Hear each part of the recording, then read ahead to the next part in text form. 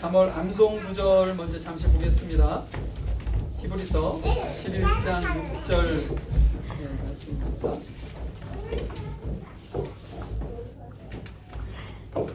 같이 읽습니다. 시작. 믿음이 없이는 기쁘시게 못하나니 하나님께 나아가는 자는 반드시 그가 되신 것과 또한 그가 자기를 찾는 자들에게 상 주시는 이심을 믿어야 할지니라. 한 번 더 합니다. 시작. 믿음이 없이는 기쁘시게 못하나니 하나님께 나아가는 자는 반드시 그가 계신 것과 또한 자기를 찾는 자들에게 상 주시는 이심을 믿어야 할지니라. 아멘. 자, 오늘 말씀은 마태복음 26장 36절부터 46절까지 말씀입니다.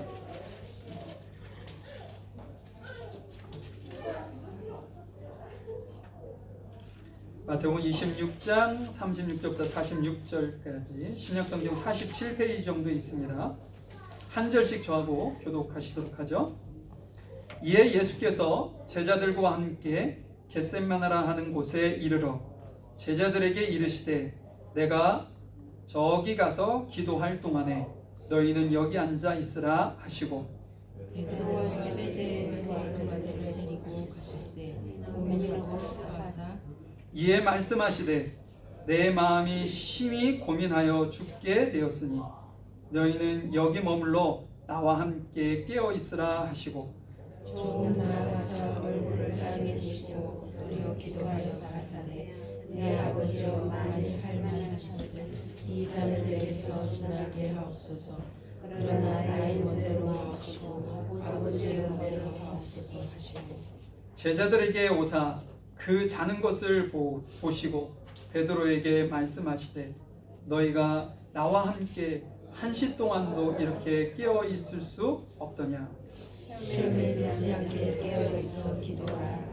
마음에는 무니로되 육신이 약하도다 하시고 다시 두 번째 나아가 기도하여 가라사대 내 아버지여 만일 내가 마시지 않고는 이 잔이 내게서 지나갈 수 없거든 아버지의 원대로 되기를 원하나이다 하시고 다시 오사오시되 저희가 자니 그는 저희 눈이 피곤하느니라.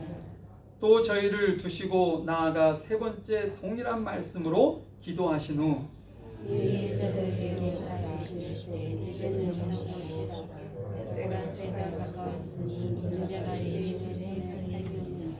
함께 있습니다. 일어나라 함께 가자 보라 나를 파는 자가 가까이 왔느니라.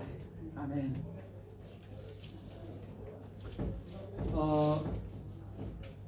이번 주를 종료주일이라고 하죠. 종료주일은 무슨 의미냐면 예수님께서 예루살렘을 방문을 여러 차례 하셨습니다. 근데 그때는 그냥 뭐 소문 없이 왔다가 이렇게 가시고 그러셨거든요. 그런데 예수님께서 십자가에서 죽으셔야 된다는 사실을 본인 스스로 이제 가까웠다는 것을 아시고 예루살렘에 들어오실 때 아주 거창하게 들어오십니다. 나귀를 타시고 사람들에게 공공연하게 알리고 이렇게 들어오시거든요. 그 날을 종료주일이라고 우리가 그 날을 기념해서 하나님 앞에 예배합니다. 그런데 우리는 이 날을 고난주간이라고 많이 사용하죠. 고난주간은 뭐냐면 종료주일 오늘부터 시작해서 예수님께서 부활하신 주일 전날 토요일까지 이 한 주간을 고난주간, 왜냐하면 예수님께서 고난받으시기 위한 준비 작업, 고난받고 십자가에서 죽으시고 부활하신 이 그 기간이기 때문에 우리가 이 한 주간을 고난주간으로 지킵니다. 제가 어렸을 때는 어른들이 이 고난주간의 금요일이 되면 점심은 금식해야 한다 이렇게 아주 강력하게 교육을 하신 적이 있어요. 그래서 고등학교 다닐 때 도시락 2개를 싸야 되는데 그날만은 하나를 싸가는 거죠. 점심은 굶고 저녁은 이렇게. 그럼 친구들이 묻죠. 신앙생활 안 하는 친구들은 야 너 왜 밥 안 먹어? 막 이렇게 하는데 그것을 참고 이제 어린 마음에 고난주간을 지켰던 그런 기억이 납니다. 지금은 하냐고요? 제가 안 한 지가 꽤 됐네요. 금식을 하고 안 하고가 중요한 게 아니라 그 고난 주간을 얼마만큼 우리가 의미 있게 지내느냐, 그것이 더 중요하겠죠. 그래서 오늘은 시험에 들지 않게 깨어 기도하라 라는 어떤 제목으로 오늘 말씀을 조금 보려고 합니다. 오늘 말씀은요, 그 고난 주간이 월요일부터 쭉 이렇게 가는데 목요일쯤 되는 사건입니다. 그래서 그 사건을 여러분들과 나누면서 말씀 좀 은혜를 받으려고 합니다. 자, 36절을 한번 보시죠. 이에 예수께서 제자들과 함께 겟세마네라 하는 곳에 이르러 제자들에게 이르시되 내가 저기 가서 기도할 동안에 너희는 여기 앉아 있으라 하시고, 제가 어렸을 때는 철야 기도, 산기도 이런 걸 좀 많이 했던 것 같아요. 그래서 수련회 가면 꼭 빼놓지 않는 것이 산에 올라가서 기도원 뒤편에 있는 산에 올라가서 산기도하고. 근데 산기도가 얼마나 그렇게 힘들고 어렵고 무서운지요. 근데 그 어린 마음에 고등학생들, 중학생들이 손잡고 막 기도했던 그 시간이 지금도 생생히 기억이 남습니다. 그 당시에는 그렇게 할 수밖에 없는 또 필요성도 있었지 않았을까 싶어요. 오늘 예수님께서 제자들과 함께 산기도를 가십니다. 여기서 겟세마네라는 그 지역명이 나오는 성경 구절도 있고요. 오늘은 겟세마네라는 지역명이 나오거든요. 근데 다른 것이 아니고 더 큰 개념이 그 산이 있는데 그것이 그 겟세마네는 그 안에 있는 동산이고 산이 그 감람산이었었던 것이죠. 그러니까 감람산 한켠에 있는 겟세마네라는 동산에서 예수님께서 기도하시는 그 장면입니다. 지금 철회를 위해서 산기도를 예수님과 함께 가시는데 그 이유는 예수님께서 하셨던 거죠. 절정의 날, 그 순간이 다가오고 있다. 그 절정의 날은 뭐냐?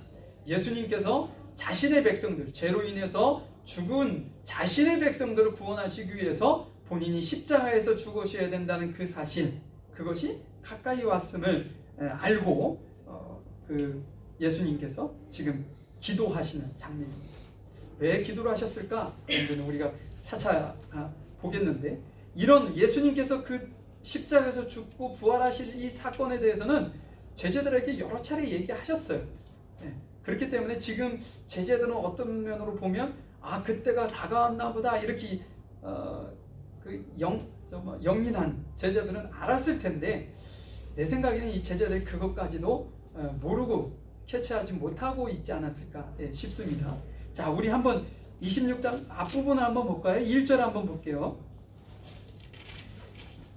예수께서 이 말씀을 다 마치시고 제자들에게 이르시되, 그러니까 이 말씀이라는 것은 24장, 25장의 말씀을 여러분들이 라고 생각을 하시면 되는데요. 뭐라고 얘기하시냐면 2절, 너희의 아는 바와 같이 이틀이 지나면 유월절이라 인자가 십자가에서 못 박히기 위하여 팔리우리라 이렇게 말씀하십니다.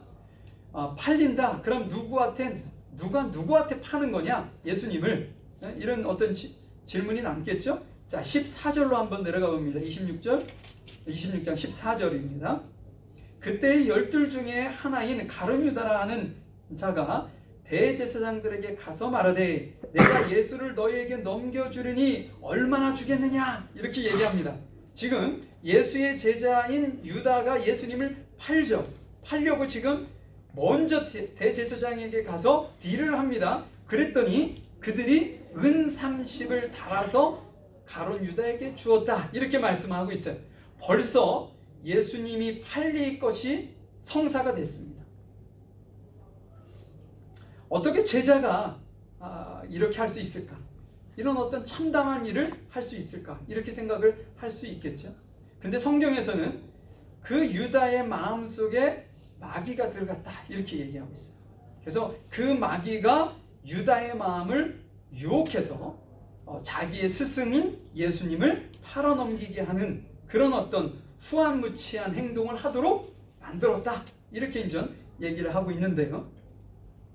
예수님께서 그를 이르러 이렇게 말씀을 하십니다. 24절로 한번 내려가 보시죠.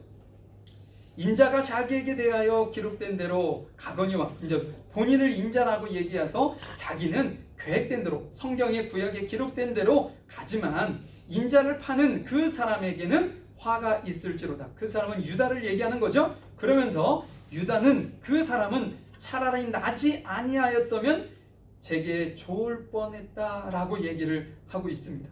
어떻게 보면 한편으로는 저주스러운 이야기죠. 나지 않았던 것이 좋았겠다. 이렇게 얘기하는 것은 하는 이도 불편한 이야기고 듣는 입장에서는 아주 정말 불쾌한 이야기가 아닐 수 없습니다. 근데 예수님께서 유다에게 그렇게 얘기하셨다는 것이죠.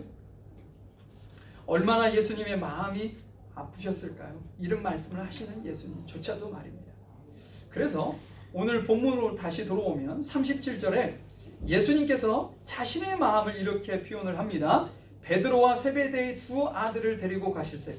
36절에는 12제자가 있었어요. 12제자들에게 너희들은 여기 있어 라고 얘기하시고 세 제자만 데리고 가십니다. 이런 일들이 성경에 종종 나오거든요.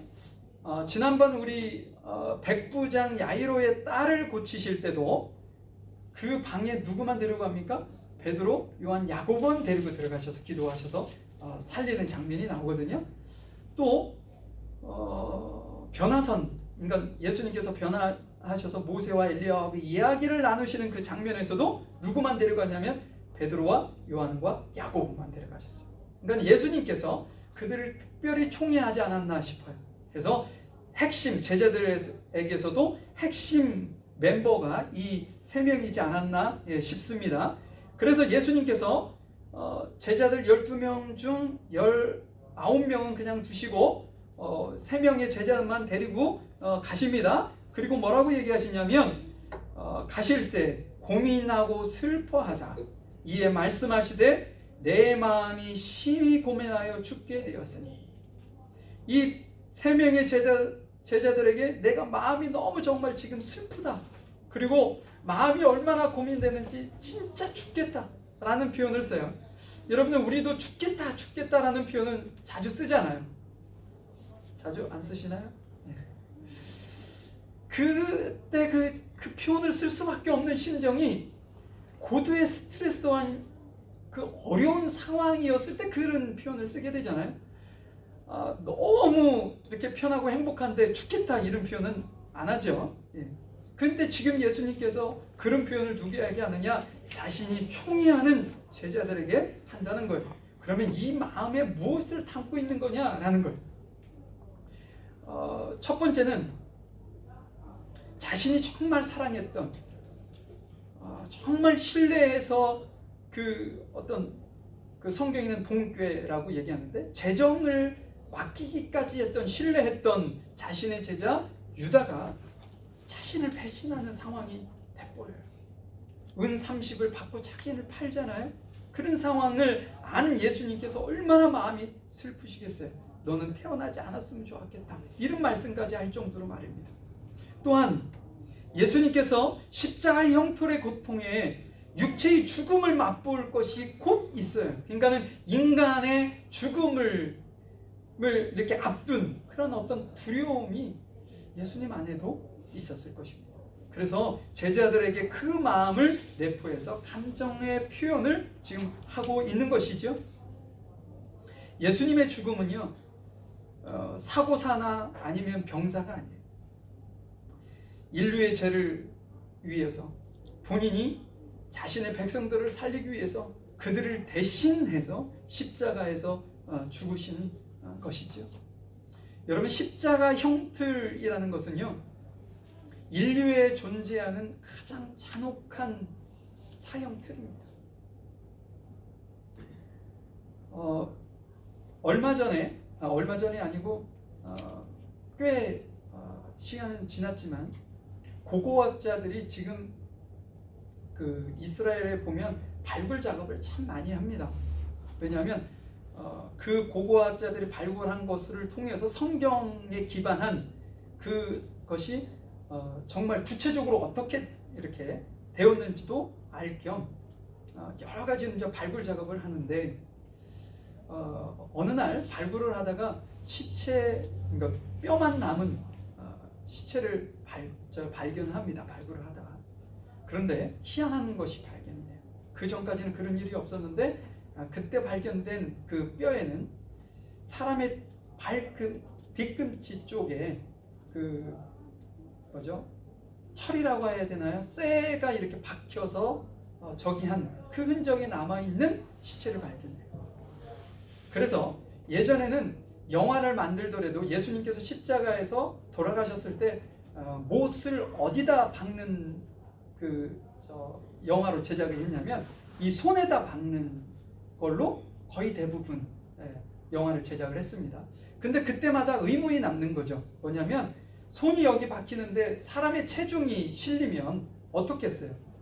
여기 힘이 없기 때문에 이렇게 찢어 나갈 거란 말이에요. 그러니까 여기가 아닐 텐데 어딜까 이렇게 생각을 했는데 처음으로 고고학자들이 발굴한 시체에서 뼈에 여기가 못에 이렇게 관통된 흔적이 남게 된 거죠. 그래서 대학생 성교회에서 중심으로 해가지고 만든 영화 예수라는 영화에는 예수님이 여기에 못을 박히고 발이 겹친 상태로 뒤꿈치 쪽에 못이 박힌 영화를 제작하기도 했습니다. 십자가 사형틀이 얼마나 참혹하냐면요. 여러분들 한번 생각해 보세요.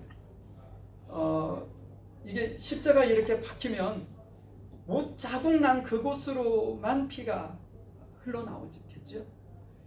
그리고 사람이 이렇게 세워져 있으니까 피가 계속 도는 순간 발과 이 팔 쪽에서 계속 피가 흘러나올 텐데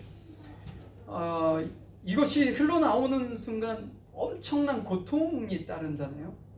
의사들의 말에 의하면 그 어떤 근육이 이렇게 경직되기 시작한답니다. 그렇게 해서 빠져나가면 그리고 뭐랄까요, 폐가 이렇게 쪼그라든다고 하나요? 그래서 숨을 쉴 수 없는 어떤 그 상태에 이른다는 거예요. 그래서 수시간, 한 몇 시간이 지나면 그 사람은 기절할 정도의 고통이 임하는데 단순간에 사람이 죽어야 덜 고통스러울 텐데 몇 시간 동안 그 시간이 이어진다는 거예요. 막 숨도 쉴 수 없는 어떤 폐가 쪼그라드는 그런 어떤 것과 근육이 막 경련이 일어나는 그런 작업이 몇 시간 동안 이루어진다는 것이죠. 이만큼 이 십자가 형틀은 상상하기조차 싫을 정도로 아주 참혹한 형틀인데 예수님께서 그곳에서 못 박혀 돌아가신 이유는 자신의 어떤 잘못도 아니고 자신의 어떤 실수도 아니고 단 하나 자신이 사랑하는 자기의 백성을 구원하고 살리기 위한 방법이 그 방법밖에 없기 때문에 그곳에서 본인이 대신하여 죽게 되었다는 것이죠. 어떤 이들은 이야기합니다. 막 힘들어하고 고통당하고 슬퍼 죽겠다라고 얘기하는 그 예수님의 그 연약한 모습을 통해 하나님 맞아? 하나님이 왜 이렇게 연약하지? 라고 궁금해하는 이들도 있습니다. 그런데 그 말이 어떻게 보면 맞는 말이기도 합니다. 왜냐하면 예수님이 신이시지만 예수님께서 완전한 사람의 몸을 입고 인격을 가진 사람의 몸으로 이 땅을 입고 이 땅에 오셨기 때문에 그렇다는 것이죠. 그렇기 때문에요, 예수님은 우리가 받는 그 고통을 그분도 동일하게 받습니다. 우리가 느끼는 감정을 그분도 동일하게 느끼고요, 우리가 당하는 아픔을 그분도 동일하게 당한다는 사실. 그래서 예수님은 그 사실을 너무나도 잘 알았기 때문에 3명의 제자들을 앞에 놓고 내 마음이 너무 슬프고 내 마음이 너무 고민돼요. 내가 죽을 지경이야 라고 제자들에게 이야기했던 것이죠. 그러면서 제자들에게 부탁합니다. 너희는 여기 머물러 나와 함께 깨어있으라. 깨어있으라는 것이 눈을 멀뚱멀뚱 뜨고 그냥 잠을 자지 않는 그것이 아니라 지금 예수님께서 기도하러 가셨고 산기도 철야를 위해서 갔기 때문에 제자들에게 나와 함께 기도하기를 예수님께서 부탁하시는 것이죠. 내가 이러한 어렵고 힘든 상황, 뭐라고 할까요? 그 고통 때문에 내가 외면하진 않을까. 예전에 베드로가 예수님께서 내가 죽었다가 3일 만에 부활할 거야 라는 이야기를 했을 때 베드로가 뭐라고 합니까? 마치 예수님을 꾸짖듯이 절대로 그럴 수 없습니다, 그렇게 되어서는 안 됩니다 라고 했을 때 예수님께서 베드로에게 뭐래요? 사단아, 내 뒤로, 너는 하나님의 뜻을 이루지 못하게 하는 자다 라는 이야기를 하지요. 본인에게 그런 일이 있을 수 있어요. 유혹, 시험이 올 수 있다는 것이죠. 그래서 예수님께서 그 시간, 늦은 시간에 기도하러 올라가시는 거예요. 근데 그 기도를 누구에게 부탁해요? 제자들에게도 부탁해서 내가 끝까지 하나님의 뜻을 이루는데 주저함이 없도록 그곳에 갈 수 있도록 기도해 줘. 그리고 내가 고난당하고 고통당하는 그 기간 동안 나를 멀리하고 나를 떠나지 말고 나를 끝까지 함께 해달라고 이렇게 부탁하고 있는 것이죠. 자, 그러면 예수님께서 어떤 기도를 하셨는지 한번 볼까요? 우리 본문 39절로 돌아와서 조금 나아가 얼굴을 땅에 대시고 엎드려 기도하여 가라사대 내 아버지여, 만일 할 수만 있거든 이 잔을 내게서 지나가게 하옵소서. 예수님에게도 기도 제목이 있었습니다. 예수님에게도 소원이 있었던 것 같아요. 어떤 소원이냐? 예수님, 다른 방법이 있다면 이 참혹한 십자가 형틀 많은 그곳에서 죽는 것만은 좀 피할 수 있도록 저를 좀 도와주세요 라는 어떤 간절한 소망을 담아서 주님 앞에 아버지께 기도하는데 얼굴을 땅에 대고 엎드린 자세로 동일한 기도 제목을 3번씩이나 반복하는, 마치 철없는 아이가 부모에게 간청하듯 주님 아버지 하나님 앞에 기도하는 장면을 우리에게 보이고 있습니다. 그런데 이것이 철없는 아이의 기도가 아니라는 사실을 알 수가 있는데, 그것은 뭐냐면 39절 후반절에 나오는 예수님의 기도의 결론을 보시면 알아요. 그러나 나의 원대로 마옵시고 아버지의 원대로 하옵소서. 예수님의 기도의 제목의 기도의 결론은 뭐냐? 자신의 뜻을 관철하기 위해서 또 고집하고 또 고집하고 고집해서 기도한 것이 아니었다는 사실을, 철없는 아이들은 부모를 설득하고 부모를 이겨먹기 위해서 끊임없이 안 될 것을 가지고 칭얼대며 졸라대는 것이 철없는 아이들의 모습이고, 지금 예수님께서 하시는 것은 내가 너무나도 힘들고 어렵고 고통스러운데 가능하면 이것을 다른 방법으로 가능하지 않겠냐고 아버지께 구하는 거죠. 그런데 결론은 그렇지만 이 방법을 통해서만 그 일이 이루어질 수 있다면 제가 아버지의 뜻을 따르겠습니다 라고 지금 이야기하고 있는 것이죠. 이런 소원을 가지고 주님 앞에 기도했는데 예수님의 그 기도가 응답되었을까요? 오늘 본문 여러분들 저하고 같이 읽으셨습니다. 여기서 아버지께서 마치 예를 들어서 예수님께서 세례받고 올라오실 때 하늘이 열리고 성령이 비둘기같이 임하고 하늘에서 음성이 열려서 이는 내 사랑하는 자니 너희는 이의 말을 들을지어다, 막 공개적으로 많은 이들에게 확증시켜주는 그런 무슨 응답이 보이시나요? 응답이 없는 것 같아요. 예수님께서 하시는 이 기도에 그냥 침묵하고 계시는 것 같은 느낌이 듭니다. 오늘 본문을. 그러면 예수님께서 응답도 받지 아니하시고 기도를 중단하셨을까? 라는 의문이 남죠. 이것을 한번 추측하고 참고할 수 있는 부분을 좀 한번 찾아보도록 하죠. 히브리서를 한번 찾아보겠습니다. 히브리서, 오늘 본문은 그대로 이렇게 잘 손가락 끼워 놓으시고, 히브리서 우리 성경 357페이지 정도에 있습니다. 357페이지 정도에 히브리서 5장 7절 말씀 있습니다. 제가 이걸 좀 이해하기 쉽게 하기 위해서 쉬운 번역 성경으로 좀 읽어드리려고 해요. 여러분들은 그냥 그걸 눈으로 좀 읽으시면서 비교하면서 이렇게 이해하시면 좋을 것 같습니다. 5장 7절에 보니까 뭐라고 되어 있냐면 예수께서 사람으로 계실 때, 그러니까 이 땅에 성육신 하셨었던 때를 의미하는 것이죠. 하나님께 기도하고 도움을 구하셨습니다.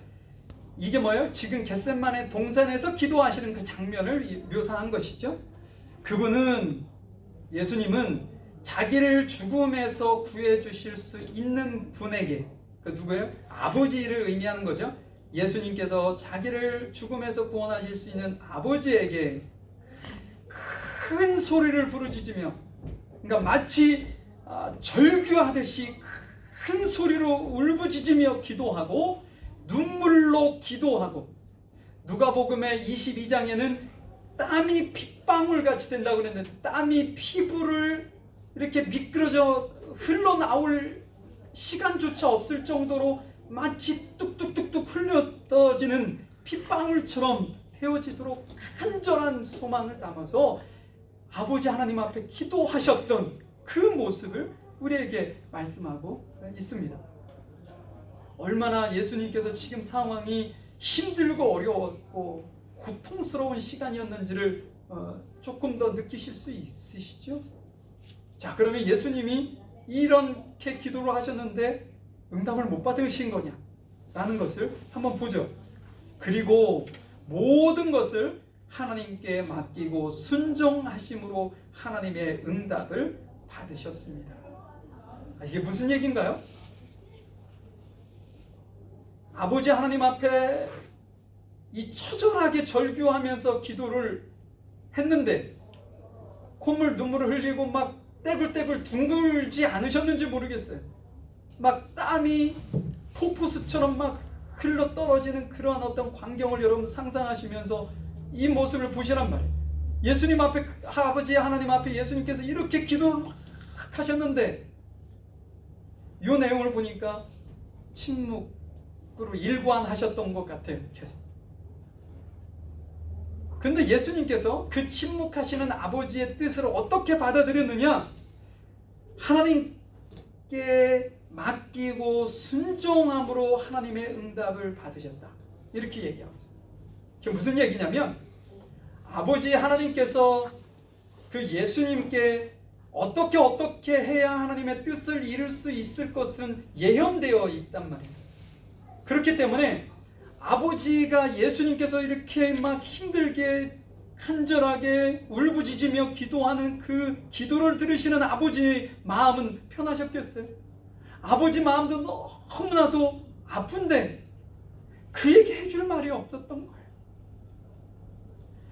예수님 앞에 그래 내가 너 안다 이 말조차도 할 수 없을 만큼 마음이 고통스러우셨던 거예요. 그래서 그냥 침묵으로 일관하신 거예요. 예수님께서는 기도가 끝난 이후 아버지께서 침묵하시는 그 모습을 통해 응답으로 느꼈어요. 아버지께서 하실 말씀이 없으시구나.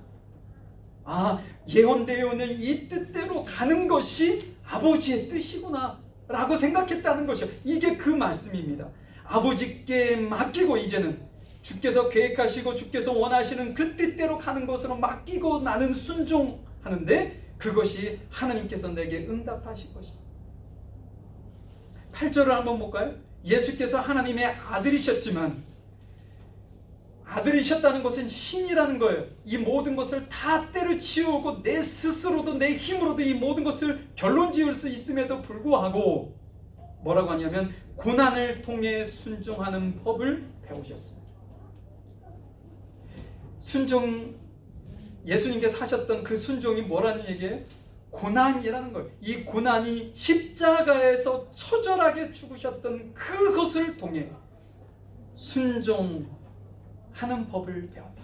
아버지께 순종했다라는 얘기를 아까 내 원대로 마치고 아버지의 원대로 되기를 원합니다 라고 했던 그 말씀을 우리에게 말씀하시는 것이죠. 왜 예수님께서 자신의 뜻을 포기하셨을까? 포기하시지 않으실 수도 있었을 텐데 여러분들 김영석 연세대 명예교수님 아시죠? 제가 그분에게 강의는 듣지는 못했지만 정말 신앙인으로서도 존경하는 믿음의 선배시고 학자로서도 참 존경받을 만한 그런 분이신데 그분이 슬하에 자녀가 6명이 있습니다. 그리고 아내 되시는 16년 전인가 소천하셔서 지금 예전에 부모님이 물려주셨던 그 집에 지금도 살고 있고요. 큰아들이 인근에 살고 있지만 큰아들에게 100세가 넘은 지금 101살이신데 자녀에게 의탁하지 않고 거기서 홀로 지금도 살고 계시고 한 주에 2번 이상 정도 아직도 강연을 나가실 정도로 건강을 잘 관리하시는 분이십니다. 어느 날 미국으로 강연을 가셨는데 미국에 딸 둘이 살고 있다고 그러네요. 그래서 딸이 아빠 이제 나이도 많이 드셨고 건강도 안 좋으신데 언제 또 미국에 오실지 모르는데 요거는 저희들과 함께 시간을 좀 내셔서 여행을 하고 가시면 안 되겠냐고. 그래서 이제 여행을 같이 하게 됐다는 거. 그 여행 기간 동안에 요 내용을 제가 얘기하려고 합니다. 두 따님이 이제 아버님과 이제 저녁에 이야기를 하면서 이런 얘기를 하셨다는 거예요. 우리 엄마는 너무 미련했다고. 왜 미련하게 생각해? 자기가 하나 둘 아이들 지금 낳아서 키우는 것도 이렇게 힘든데 왜 그렇게 힘든 시기에 6명씩이나 나서 그렇게 힘들게 살아갔는지 모르겠다. 그러면서 이제 돌아가셨으니 뒤늦게 깨달은 이 불효자가 지금 효도하고 싶어도 효도할 수 없는 마음을 그렇게 애둘러 표현한 거죠. 김 교수님이 그때 낳지 않았으면 너네들은 이 세상에 없을 텐데 그 말과 함께 뭐라고 얘기를 하셨냐면 행복은 그 당시 이제 아이들 키울 때 너무 힘들긴 하셨대. 그런데 행복은 내가 사랑을 받을 때보다 사랑을 할 때 더 큰 거야. 만약에 지금이라도 엄마에게 이야기해서 엄마가 올 수만 있다면 엄마에게 똑같은 조건의 그 고난이 그대로 존재하는 그 상황으로 다시 와서 힘들게 자녀들을 키우겠냐고 물은다면 너네 엄마는 지금 당장이라도 오실 거야. 나도 동일해. 행복은 사랑받을 때보다 사랑할 때가 더 크단다. 엄마 아빠는 그 힘든 시간을 지나왔지만 늘 너네들 때문에 너희들 때문에 행복했어. 이 이야기를 하시는 거예요. 근데 제가 그 글을 보면서 제 마음에 너무나도 큰 감동이 있었어요. 이제 저희 어머니 아버님도 이제 80이 넘으셨는데 제가 이제 가끔씩 어머님께 전화를 드리면 어머님이 이제 많은 이야기를 이제 하시고 항상 그 전화 말미에 꼭 하시는 말씀이 있습니다. 뭐라고 얘기하시냐면 나는 우리 손자들 그다음에 오 목사 부부 건강한 것이 가장 큰 행복이고 그것만 바래. 멀리 떨어져 있어서 얼굴 제대로 보지 못하고 아이들 제대로 보지 못하고 그러지만 엄마는 늘 그것만 바라고 있고 그렇게만 된다면 나는 늘 행복해. 어머님이 늘 전화 말미에 그렇게 하셨던 말씀입니다. 저는 김 교수님이 그 말씀을 하시는데 그것이 생각이 났어요. 이게 부모의 마음이구나. 예수님께서 왜 포기하셨을까? 자기 주장을 내세울 수도 있는데 다름이 아닌 예수님이 그것이 행복하셨다는 거죠. 내가 내 백성을 살리기 위해서 내가 힘들고 어렵고 고통 속에 이렇게 있었지만 십자가에서 내가 고통당하고 처절하게 피 흘려 죽는 그것이 내 백성을 살리는 일이라면 나는 그게 행복해 라고 얘기를 하시는 것이지. 만약 지금 김 교수님이 말씀하신 것처럼 동일하게 또 예수님한테 한번 물어본다고 생각해 보시자고요. 예수님, 저희들을 살리시기 위해서 또 그 십자가를 지셔야 된다면 또 지시겠냐고. 저는 두말하지 않고 다시 오실 것이라 확신합니다. 왜냐하면 그것이 예수님의 행복이기 때문이라는 것이죠. 예수님께서 십자가에 피 흘려 돌아가신 것이 너무 처절하고 생각조차 하기 끔찍한 어떤 사건이긴 하지만 예수님 입장에서는 그것만큼 행복한 장면이 없는 거예요. 내가 그때 그렇게 하길 잘. 내가 그때 안 한다고 했으면 어떻게 했을까? 이런 어떤 마음을 가지셨을 거라는 거죠. 그래서 두말하지 않고 지금도 그 어떤 상황이 벌어진다면 또 오실 거라는 거예요. 예수님. 네, 그것이 그분의 행복이기 때문에 그렇습니다. 그런 마음을 가지시고 예수님께서 우리에게 이런 어떤 당부를 하세요. 41절입니다. 시험에 들지 않게 깨어있어 기도하라. 마음에는 원이로되 육신이 약하도다. 여기서 보니까 기도해야 하는 이유가 있습니다. 뭔가요? 시험에 들지 않기 위해서 기도하는 거라고 하네요. 예수님께서 왜 기도하셨을까요? 시험에 들지 않기 위해서 기도하셨던 거예요. 여기서 성경에서 얘기하는 시험은 두 가지가 있습니다. 두 가지 종류의 시험이 있는데 첫 번째가 뭐냐면 우리의 어떤 신앙을 성숙시키기 위한 신앙의 연단이라고 할까요? 결국은 테스트죠. 우리가 어떤 그 상황을 잘 이겨나갈 수 있느냐, 이건 좀 우리는 시험이라고 얘기합니다. 두 번째는 어떤 것이냐면 우리 육신의 욕심을 따르거나 아니면 사단의 유혹을 우리는 시험이라고 얘기를 합니다.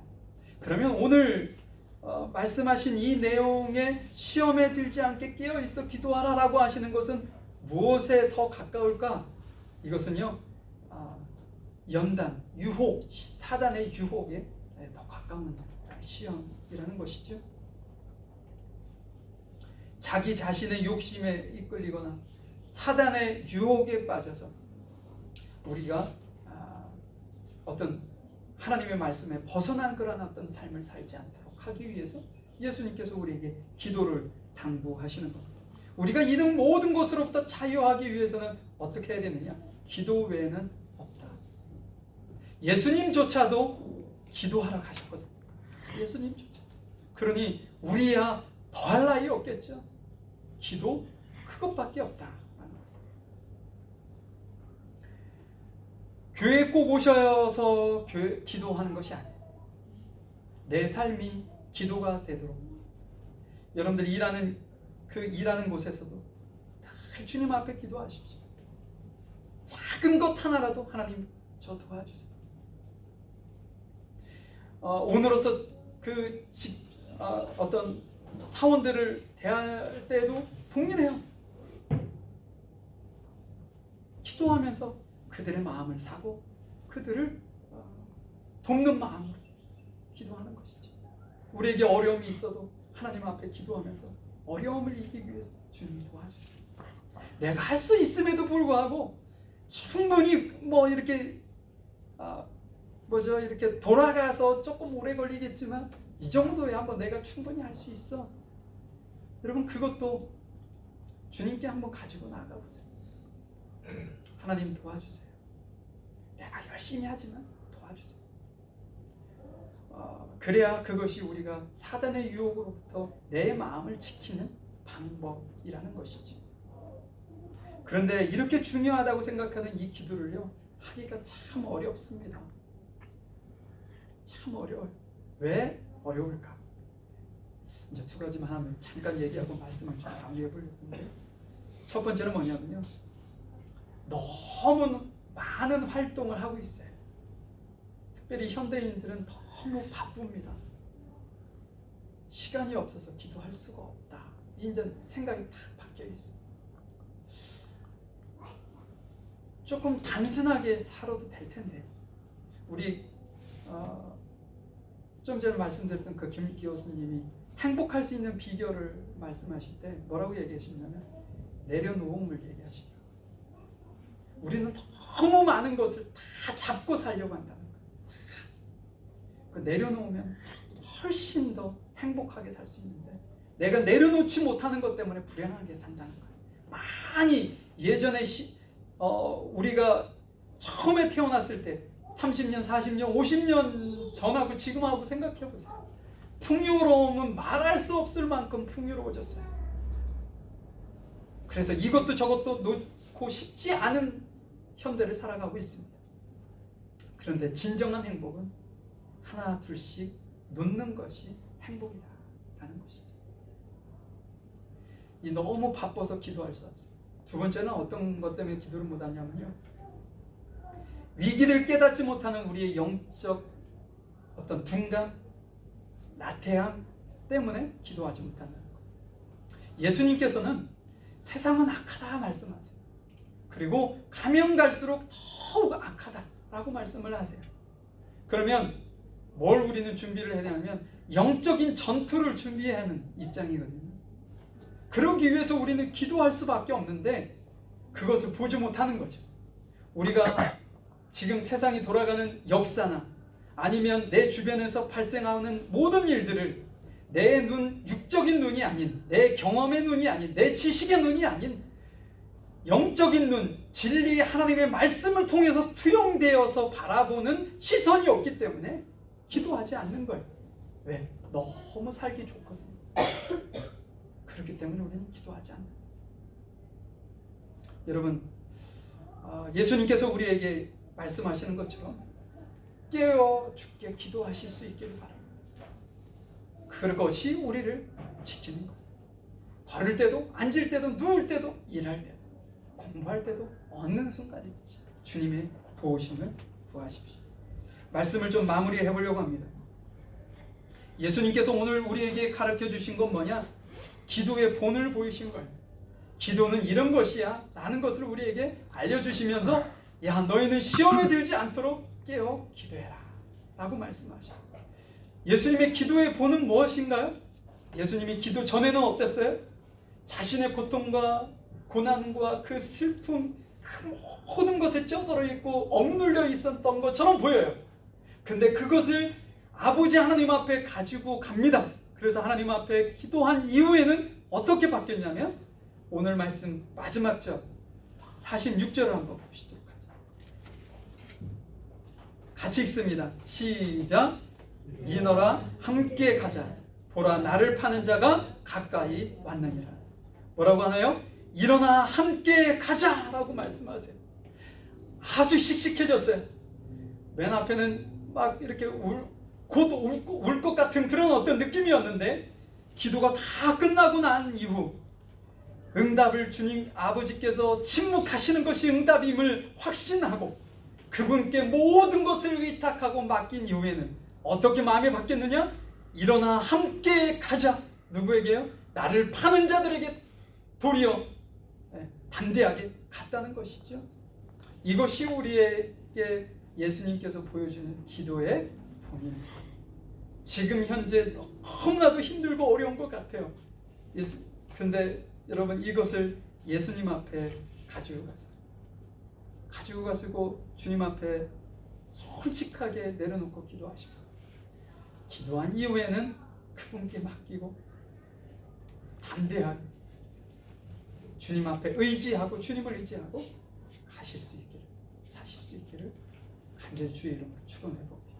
그래서 이번 고난 주간을 여러분들이 이러한 마음과 이런 자세로 주님께서 나를 위해서 고난 당하셨던 그것을 기억하며 감사하며 기도하고, 또한 동일하게 예수님이 지키셨던 그 마음을 나도 동일하게 지키기 위해서 깨어 주님께 기도하는 그러한 삶을 사실 수 있기를 주님의 이름으로 간절히 축원드립니다. 우리 잠깐 기도하겠습니다.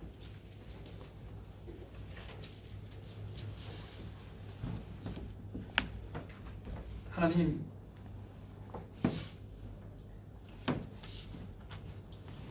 저희들을 위해서 예수님께서 십자가에 피 흘리시고 고통당하신 것은 두 번 다시 생각하고 싶지 않은 사건이고, 떠올리기 싫은 사건이고, 그 사건을 생각할 때마다 죄책감이 들기 때문에 더더욱 멀리하고 싶은 사건이지만, 예수님께서는 그 시간이 가장 행복했던 시간이라고 저희들에게 말씀하시는 그 주님의 음성을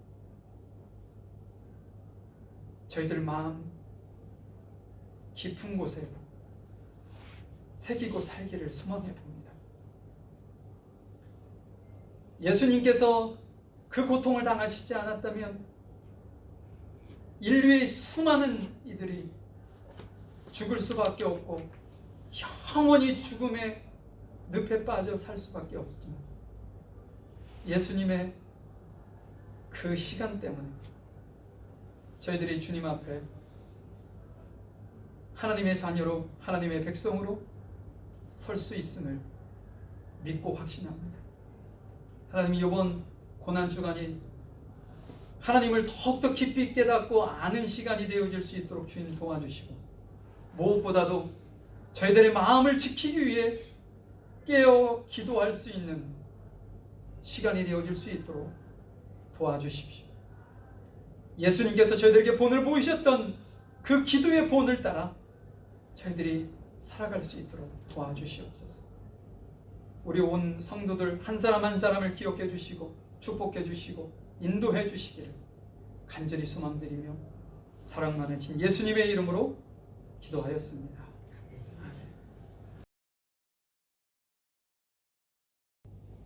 지금은 우리 주 예수 그리스도의 크신 은혜와 아버지 하나님의 무한하신 사랑하심과 성령님의 인도하시고 내조하시고 교통하시며 고난 주간을 맞은 저희들이 예수님의 그 고난을 잊지 아니하고 주께서 행복한 의미 있는 시간이라 생각하고 행복했던 그 모습을 저희들도 떠올리며 우리의 삶 속에서 동일한 행복의 삶을 살아갈 수 있도록 도우시고, 또 그 일을 위하여 주님 앞에 날마다 기도하며 깨어 살기를 소망하는 우리 귀한 성도들 머리 위에와 이들 가정과 사업장 일터 위에 하고 있는 학업 위에 지금부터 영원히 함께 하시기를 간절히 축원하옵나이다.